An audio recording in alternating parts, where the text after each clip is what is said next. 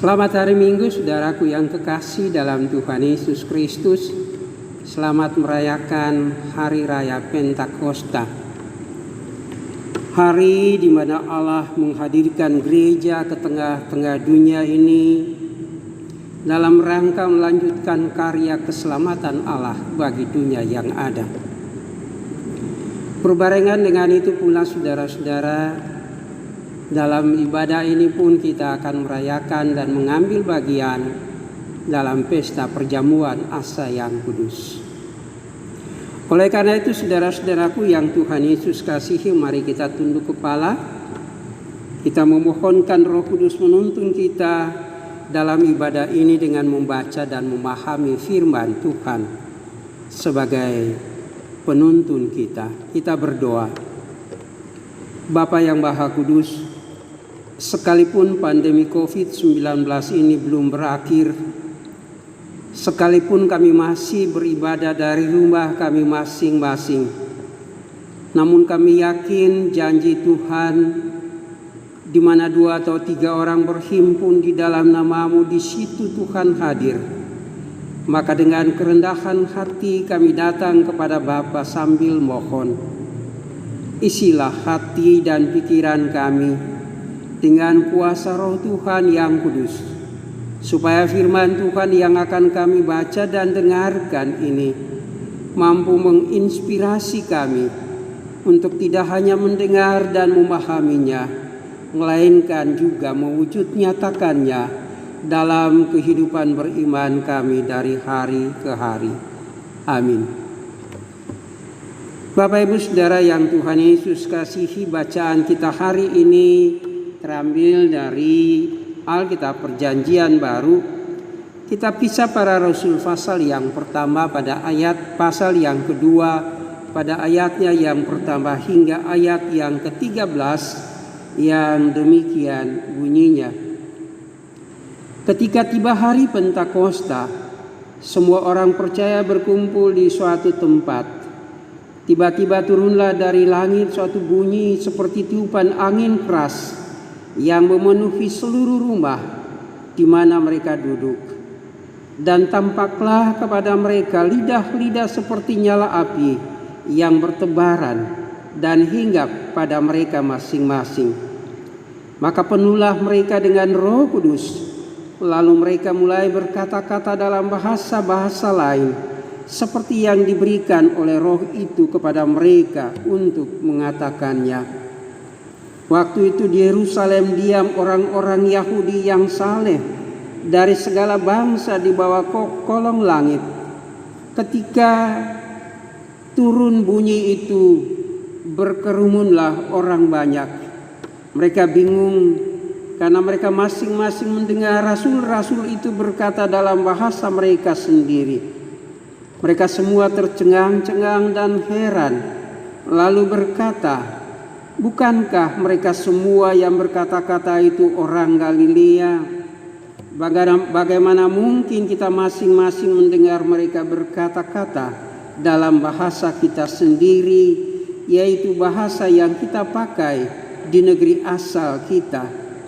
Kita orang Parsia, Media, Elam, penduduk Mesopotamia, Yudea dan Kapadokia, Pontus dan Asia, Frigia dan Pamfilia, Mesir dan daerah-daerah Libya yang berdekatan dengan Kirene, pendatang-pendatang dari Roma, baik orang Yahudi maupun penganut agama Yahudi, orang Kreta dan orang Arab. Kita mendengar mereka berkata-kata dalam bahasa kita sendiri tentang perbuatan-perbuatan besar yang dilakukan Allah.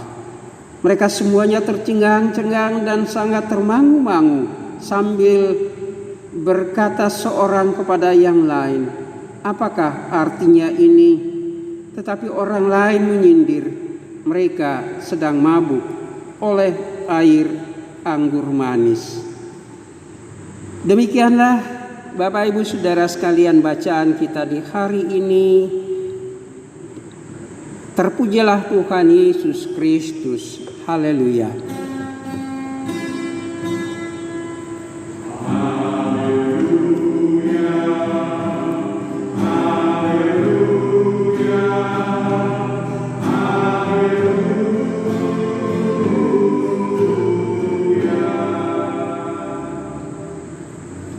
Bapak Ibu, Saudara yang terkasih dalam Tuhan Yesus Kristus, selaku gereja atau umat kepunyaan Kristus di seluruh dunia, hari ini kita merayakan Hari Raya Pentakosta yang dalam bahasa Yunani disebut Pentekoste, yang berarti hari yang ke-50. Bagi orang-orang Yahudi, Pentakosta itu adalah hari raya penuaian gandum mereka yang dilaksanakan selama 7 minggu atau 49 hari. Dan 1 hari setelah pengumpulan panen tadi, mereka harus datang ke Yerusalem untuk memuliakan Allah, mengucap syukur atas anugerah dan berkat Allah yang mereka terima, sambil membawa persembahan korban syukur mereka di bait Allah. Itu boleh kita baca dalam Bilangan 28 ayat 26 dan Keluaran 34 ayat 22. Oleh karena itu, hari raya Pentakosta itu pun disebut sebagai hari raya 7 minggu. Tradisi ini, saudara-saudara, lalu diambil alih oleh gereja mula-mula dan mengenakannya pada peristiwa Allah mencurahkan Roh Kudus-Nya, kemampuan ilahi dari Allah ke atas para murid, dihitung mulai dari kebangkitan Tuhan Yesus Kristus, saudara-saudara. Pencurahan Roh Kudus ke atas para murid itu bukanlah hal yang biasa terjadi. Tetapi mau saya katakan bahwa peristiwa itu adalah hal yang luar biasa, Bapak Ibu Saudara sekalian. Bayangkan, murid-murid itu adalah bukan orang terpelajar, bukan pula orang-orang yang suci, tapi mereka adalah nelayan tradisional yang selalu mencari ikan berdasarkan insting pengalaman hidup mereka. Ada Matius, si pemungut cukai, yang bagi orang Yahudi dianggap pekerjaannya tidak halal karena terlibat dengan keuangan dan korupsi. Ada Nathanael yang pekerjaannya sehari-hari hanya duduk di bawah pohon ara. Tidak jelas pekerjaan apa yang ada padanya. Lalu dari pekerjaan mereka seperti itu, pola hidup seperti itu, apa yang bisa diharapkan dari mereka untuk melanjutkan karya keselamatan Kristus itu bagi dunia ini, Bapak Ibu Saudara sekalian? Orang boleh katakan tidak ada kemampuan sedikit pun dalam diri mereka untuk mampu melakukan karya Allah yang indah tadi. Tapi firman Allah mengingatkan kita begini: yang mustahil pada manusia tidak mustahil pada Allah. Itulah yang dimiliki oleh para murid yang ada, Bapak Ibu Saudara sekalian. Menarik buat kita bahwa dikatakan dalam bacaan kita tadi, ketika murid-murid itu berbicara dalam berbagai bahasa, ungkapan pernyataan yang keluar dari orang banyak yang hadir pada saat itu, apakah artinya ini? Ini sebuah pertanyaan yang perlu kita hayati, kita upayakan untuk mencari apa makna di balik pertanyaan itu, Bapak Ibu Saudara sekalian. Untuk menjawab pertanyaan itu saya mau jawab begini Bapak Ibu. Yang pertama, bahwa Allah ingin menggunakan orang-orang yang hidupnya sederhana untuk berkarya dalam rancangan karya Tuhan sendiri. Allah tidak membutuhkan orang-orang yang pintar, intelektualnya tinggi. Sebab kadang-kadang kesombongan, keangkuhan dan sebagainya itu muncul pada mereka. Allah menggunakan orang-orang yang paling sederhana yang dilupakan dalam masyarakat. Karena mereka memiliki ketahanan, ketaatan dan kesetiaan yang sungguh untuk melakukan apapun pekerjaan yang harus mereka lakukan. Yang kedua, saudara-saudara, bahwa Allah ingin mempertontonkan kepada orang banyak yang ada pada saat itu bahwa bagi para manusia, murid-murid tadi tidak mungkin melakukan pekerjaan Allah yang mulia itu, karena mereka tidak punya pendidikan yang memadai. Tetapi bagi Allah hal itu adalah mungkin, saudara-saudara. Demikian pula kehadiran para murid itu digunakan oleh Allah untuk mengingatkan orang banyak itu, khususnya orang-orang Yahudi, bahwa akan terjadi di dunia ini orang yang tadinya dahulu percaya pada Allah Israel akan menjadi yang terakhir. Dan orang yang terakhir percaya pada Allah Israel dalam Kristus, dia akan menjadi orang yang terdahulu dalam kehidupan beriman mereka, Bapak Ibu Saudara sekalian. Itu yang kita baca dalam Matius 19 ayat yang ke-30. Dengan kata lain, kehadiran para murid itu merupakan manifestasi kehadiran Allah di tengah-tengah dunia ini, Bapak Ibu Saudara sekalian,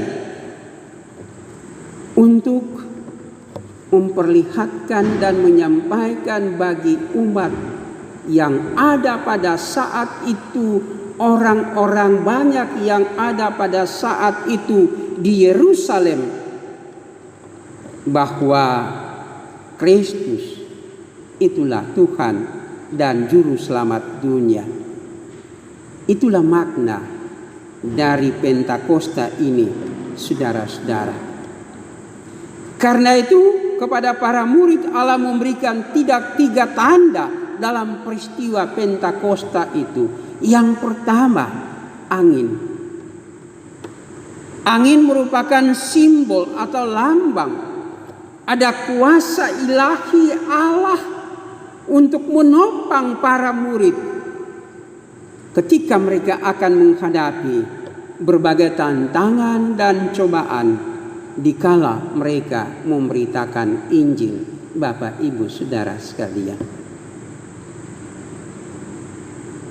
Angin yang dalam bahasa Ibrani ruah dan dalam bahasa Yunani pneuma memberikan sebuah warna bahwa kuasa Allah yang ilahi itu dicurahkan supaya mereka mampu berbicara, sekalipun mereka bukan orang yang terpelajar, tapi kemampuan mereka untuk berbicara itu justru karena ada kuasa Allah tadi, roh Allah tadi di dalam diri mereka semua. Yang kedua adalah lidah-lidah api, merupakan simbol Allah memberikan semangat pantang menyerah, keberanian yang sungguh bagi para murid untuk menjadi saksi-saksi tentang Kristus yang mati dan yang bangkit itu. Dan yang ketiga adalah bahasa. Bahasa merupakan simbol bahwa dalam pelbagai bahasa manusia yang ada, Injil itu harus disampaikan. Tidak di dalam bahasa yang aneh-aneh, tapi Injil itu harus diberitakan bagi manusia yang punya bahasa, di mana mereka semua mengerti tentang arti bahasa itu sendiri, saudara-saudara. Bapak Ibu yang Tuhan Yesus kasihi, memang tidak mudah untuk menjadi pembawa berita Injil itu ke tengah-tengah dunia ini, saudara-saudara. Para murid sadar sebelum Yesus guru mereka menderita, mati, bangkit, dan naik ke sorga, Ia sudah mengingatkan mereka bahwa dunia akan membenci mereka. Yohanes 15 ayat 18. Bahwa kehadiran mereka adalah kehadiran seperti domba di tengah-tengah serigala. Matius 10 ayat 16. Namun dengan tantangan yang akan mereka hadapi, Yesus mau katakan buat mereka, jangan kamu takut terhadap mereka. Bukankah burung pipit dijual 2 ekor seduit? Namun seekor pun daripadanya tidak akan jatuh ke bumi di luar kehendak Bapakku yang di sorga. Matius 10 ayat 29. Bahkan di dalam Matius 28 ayatnya yang ke-20, Yesus mengatakan, Aku menyertai kamu hingga akhir zaman. Dalam janji penyertaan Allah lewat Roh-Nya yang kudus, para murid berani bersaksi, bahkan berani mati syahid karena pekerjaan Allah. Bapak, Ibu, saudara sekalian.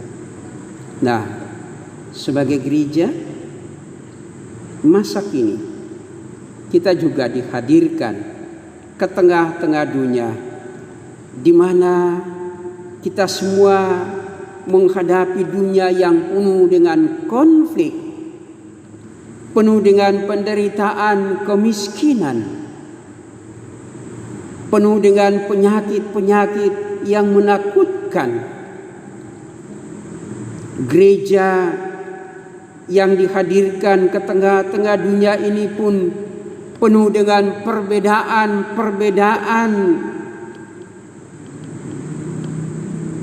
baik itu dalam kehidupan beragama, budaya, sosial, politik, ekonomi, dan lain-lain.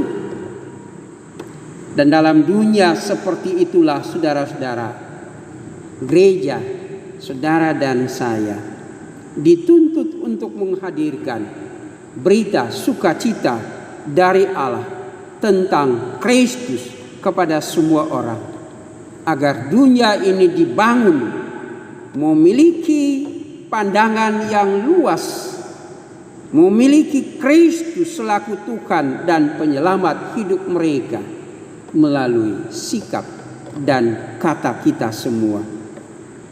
Tugas ini hanya bisa berhasil ketika gereja, saudara dan saya selalu mau mengundang Allah lewat Roh-Nya yang kudus itu untuk mengisi hati, pikiran, bahkan hidup kita semua, Bapak, Ibu, saudara sekalian. Yakin Tuhan Yesus selalu menyertai kita. Ketika dengan setia kita mau menjadi saksi bagi kemuliaan namanya dalam situasi dan kondisi apapun, saudara-saudara. Tuhan Yesus katakan, tidak sehelai rambut di kepala pun, kepala kamu pun akan hilang. Janji Tuhan itu bukan sebuah janji palsu, tapi sebuah kepastian hidup bagi kita orang-orang percaya. Selamat merayakan Hari Pentakosta. Tuhan Yesus memberkati kita semua. Amin. Jemaat yang terkasih di dalam Tuhan Yesus Kristus, sekarang kita masuk dalam pelayanan perjamuan Asa yang kudus. Dengarkanlah penetapan perjamuan Asa yang kudus sebagaimana tertulis dalam Injil Matius pasal yang ke-26 pada ayatnya yang ke-26 sampai 29. Demikian. Dan ketika mereka sedang makan, Yesus mengambil roti, mengucap berkat, memecah-mecahkannya, lalu memberikannya kepada murid-muridnya dan berkata, "Ambillah, makanlah, inilah tubuhku." Sesudah itu ia mengambil cawan, mengucap syukur, lalu memberikannya kepada mereka dan berkata, "Minumlah kamu semua dari cawan ini, sebab inilah darahku, darah perjanjian yang ditumpahkan bagi banyak orang untuk pengampunan dosa.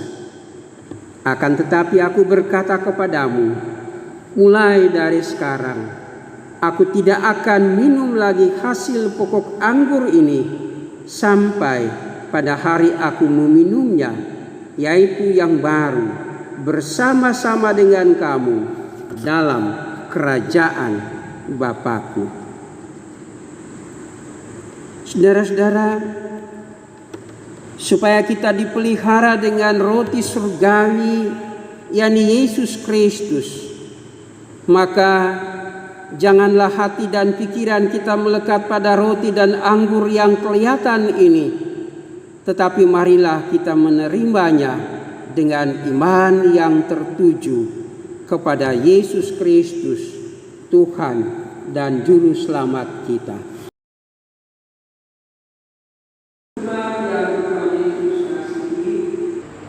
Roti yang kami pecahkan ini adalah persekutuan dengan tubuh Kristus. Ambillah,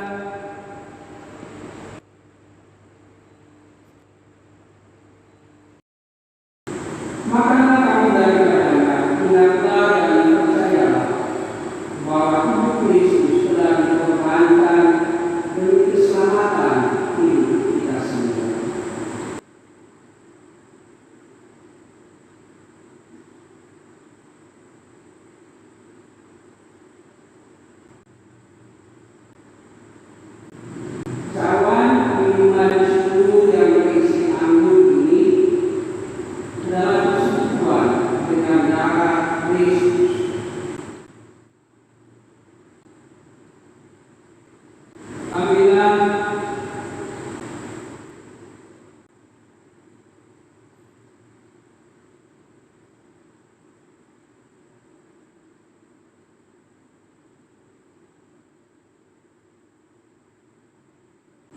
Minumlah kamu daripadanya, ingatlah dan percayalah bahwa darah Kristus sudah dicurahkan demi pengampunan dosa kita.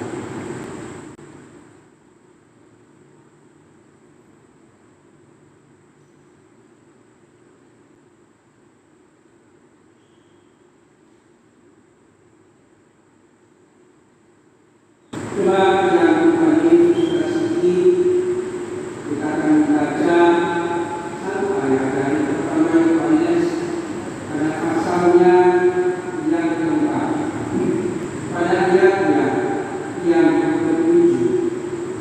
Saudara-saudaraku yang dikasihi, marilah kita saling mengasihi, sebab kasih itu berasal dari Allah, dan setiap orang yang mengasihi lahir dari Allah dan mengenal Allah.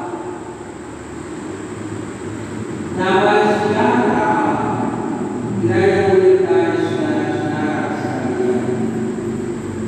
Kita berdoa, saudara-saudara. Bapa yang Maha Baik, Allah yang telah mencurahkan dalam hidup kami kuasa keilahian Tuhan lewat peristiwa Pentakosta, membentuk, mempersiapkan kami semua untuk melaksanakan panggilan kami, bersaksi dan melayani akan karya Kristus yang mati tetapi juga yang bangkit buat kami bagi dunia ini. Terima kasih kami boleh merayakan hari yang begitu berarti buat hidup kami semua, bahwa hanya oleh pimpinan Roh Kudus kami dibaharui untuk tidak melihat peristiwa ini sebagai sebuah tradisi gerejawi, namun kami mau mengamininya bahwa itu adalah karya Kristus, karya yang membawa keselamatan, karena Roh Allah itulah yang mempersiapkan kami untuk bisa memasuki kerajaan Allah di sorga sendiri, ketika kami mengaku sungguh Kristus itulah Tuhan dan penyelamat hidup kami. Kami bersyukur kami boleh mengambil bagian lagi dalam perjamuan kudus hari ini, juga mau mengingatkan kami semua, tidak ada seorang pun manusia yang dapat bersikap seperti Kristus yang rela mati tapi meninggalkan kebahagiaan, kedamaian, kesejahteraan, bahkan keselamatan bagi orang lain. Yesus telah melakukan semuanya itu sampai ia mati di Golgota. Tapi di dalam kematiannya itu Tuhan membangkitkan Kristus kembali karena ketaatan dan kesetiaannya yang sempurna, yang utuh di hadapan Bapa sendiri. Ia boleh menggantikan manusia untuk menerima hukuman Allah supaya manusia beroleh keselamatan. Dan karena itu kami bersyukur Tuhan bahwa kami boleh ada sampai dengan hari ini adalah karena karya Kristus sendiri. Terima kasih di tengah berbagai persoalan hidup, pergumulan hidup, di tengah penderitaan, kesukaran yang kami hadapi, di tengah perbedaan pendapat, perbedaan faham, perbedaan dalam kehidupan sosial, politik, agama, budaya, dan seterusnya. Kadang manusia boleh mengabaikan satu daripada yang lain. Kadang manusia menyakiti satu terhadap yang lain. Kadang manusia tidak setia satu terhadap yang lain, bahkan membenci satu terhadap yang lain. Tapi bagi Kristus, Tuhan menyebut kami sahabat, bukan hamba.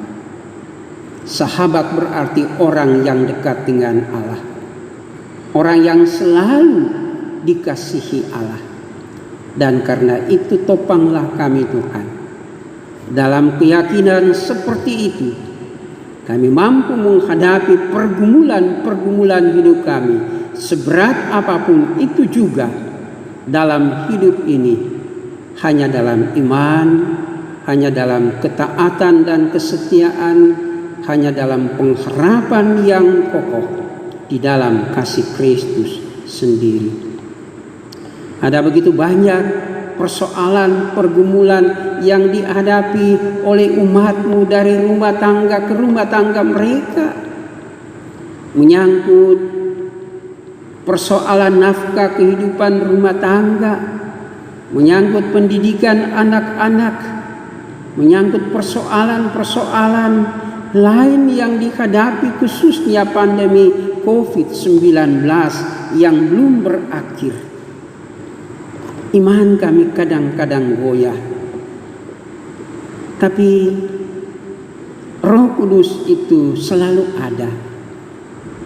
Tidak nampak, tapi Dia bekerja kokoh dalam hidup ini. Bagaikan sau sebuah kapal yang mampu menahan arus dan gelombang, supaya kapal itu tidak sampai terbawa dan karam. Roh Kudus dalam hidup kami merupakan sau yang kokoh untuk menghadapi cobaan dan godaan hidup ini, pergumulan, bahkan penderitaan yang ada.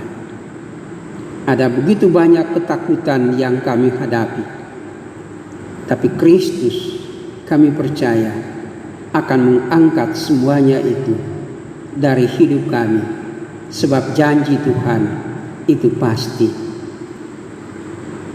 Aku akan menyertai kamu hingga akhir zaman. Datanglah kepadaku, hai kamu yang letih dan lesu. Aku akan memberikan kelegaan kepadamu. Dan ada begitu banyak janji Tuhan Yesus buat kami.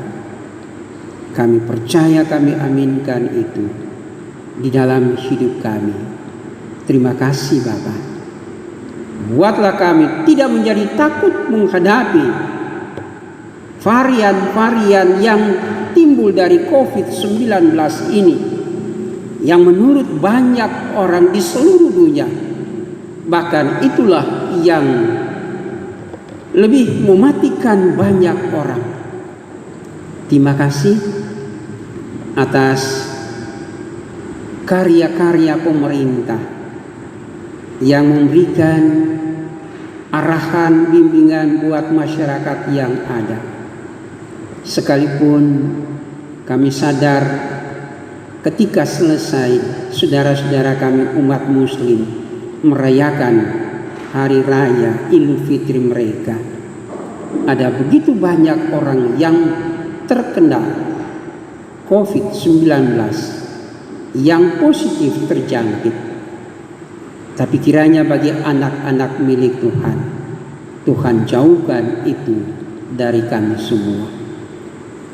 Bapa, topang anak-anak kami pun yang hari ini akan menjalani peneguhan, pengakuan iman atas hidup beriman mereka.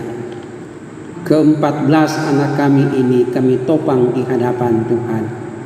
Semoga Tuhan selalu menjadi landasan kehidupan mereka yang kokoh, sehingga perjalanan hidup mereka tidak akan sampai kandas di depan, tapi mereka selalu berada dalam naungan perlindungan kasih sayang Tuhan. Mampukan kedua orang tua mereka untuk membimbing mereka, mengingatkan mereka menjadi warga sidi gereja. Dalam membaca firman Tuhan tidak berakhir di saat mereka diteguhkan menjadi sidi baru, tapi kiranya sepanjang hidup mereka firman Allah itu harus mereka pelajari. Terima kasih Bapak. Kami berdoa untuk masyarakat dan bangsa kami. Kami percaya bahwa Tuhan akan membijakkan presiden, wakil presiden, staf menteri yang ada. Kami percaya bahwa seluruh anggota legislatif, yudikatif, eksekutif akan selalu berkarya untuk mendatangkan sukacita, damai dan sejahtera bagi kehidupan berbangsa dan bernegara ini. Kami juga berdoa untuk TNI dan Polri yang selalu menjaga keamanan dan pertahanan yang ada. Berikan kekuatan bagi petinggi-petinggi di lingkungan TNI Polri dalam menegakkan keadilan, kebenaran, menjaga keamanan seluruh masyarakat yang ada, supaya damai dan sejahtera Tuhan itu menjadi bagian hidup masyarakat dan bangsa ini. Jangan tinggalkan saudara-saudara kami berpikir tentang kehidupan bangsa-bangsa lain yang sementara berada dalam gejolak-gejolak kehidupan peperangan mereka. Tapi buatlah mereka melihat ke dalam negara Republik Indonesia ini, bahwa ada hal-hal yang harus dibetulkan, yang harus diselesaikan, sehingga rasa toleransi beragama, rasa senasib sepenanggungan sebagai bangsa yang utuh, yang kokoh, yang berpancasila, yang berbineka ini akan selalu kami bawa dalam hari-hari hidup kami, mewujudkan persaudaraan yang kokoh supaya Tuhan dipermuliakan lewat masyarakat dan bangsa ini. Gereja Tuhan mampukan kami semua boleh menghadirkan damai sejahtera Allah itu, supaya dunia percaya Kristus adalah Tuhan dan Penyelamat. Terima kasih Bapa, tolong kami semua di sepanjang hari ini. Akhirnya kami mohon dengan segala kerendahan hati, apapun juga yang merupakan sukacita dalam hidup kami, buatlah kami selalu mengucap syukur kepada Tuhan. Baik ketika kami berulang tahun pribadi, ulang tahun perkawinan, baik yang berada dalam keberhasilan pendidikan, kedudukan, jabatan, kepangkatan, dan sebagainya.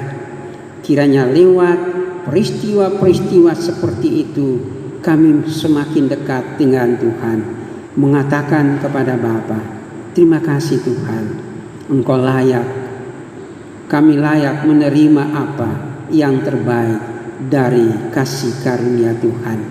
Dan topanglah kami untuk selalu setia berkarya bagi kemuliaan Tuhan sendiri. Itulah doa kami Bapa, sempurnakan semuanya di dalam doamu yang sempurna yang Tuhan ajarkan buat kami semua. Demikian, Bapa kami yang di sorga, dikuduskanlah namamu, datanglah kerajaanmu, jadilah kehendakmu di bumi seperti di sorga. Bila kami pada hari ini, dan ampunilah kami akan kesalahan kami, seperti kami juga mengampuni orang bersalah pada kami. Dan janganlah membawa kami ke dalam pencobaan, tetapi lepaskan kami daripada yang jahat. Karena Engkaulah yang punya kerajaan dan kuasa dan kemuliaan sampai selama-lamanya. Pada akhirnya, Bapak Ibu Saudara sekalian, arahkanlah hati saudara sekalian kepada Tuhan dan terimalah berkat-Nya. Semoga Allah sumber damai sejahtera menguduskan kamu seluruhnya, dan semoga roh, jiwa, dan tubuhmu terpelihara sempurna dengan tidak bercacat pada kedatangan Yesus Kristus Tuhan kita. Kasih karunia-Nya kiranya menyertai kamu. Amin.